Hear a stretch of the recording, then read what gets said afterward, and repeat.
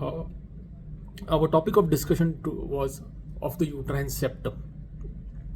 Very clear-cut indication for treating a uterine septum is probably 2 or more miscarriages. Although studies with the definition of recurrent pregnancy loss is 3 or more miscarriages, we often err towards caution, and if there are 2 or more miscarriages, we tend to treat the uterine septum. Controversies are always there in medicine, and sometimes we really don't have a clear answer for things. The question arises is, suppose a patient comes with us with one abortion. Do we cut a septum or not if she has a septum? That is always a very ethical decision that we have to make. We have to sit and discuss with the patient, and we have to investigate. First is we have to investigate that is there any other cause. First of all, one abortion usually does not warrant any investigation by and large.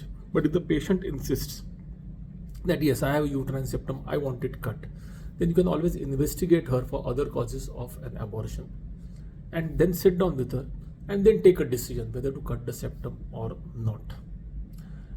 My judgment, by and large, we don't touch a uterine septum following one abortion. As a generally, of course, there will be again exceptions to the rule. What about women who have never conceived, who have got married and on sonography have found a septum? Again, that's a very, very difficult decision for us. Frankly, I would not touch it. Yes, we are taking a chance.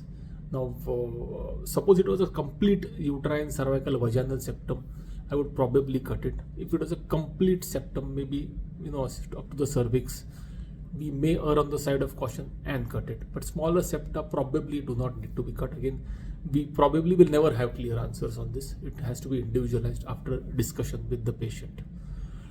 What about patients with infertility? Again, as I mentioned earlier, the association between the septum and infertility is very, very controversial. There is really no 100% foolproof or clear-cut evidence to support this. But since it's a benign surgery, it's better to err on the side of caution, because these are patients who are going to get pregnant with a lot of effort. So it's better to treat it, and rather than invite the risk of a miscarriage after they are conceived and with so much of effort.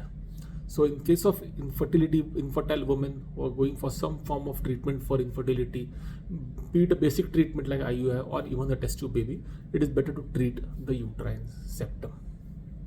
The treatment is very, very simple.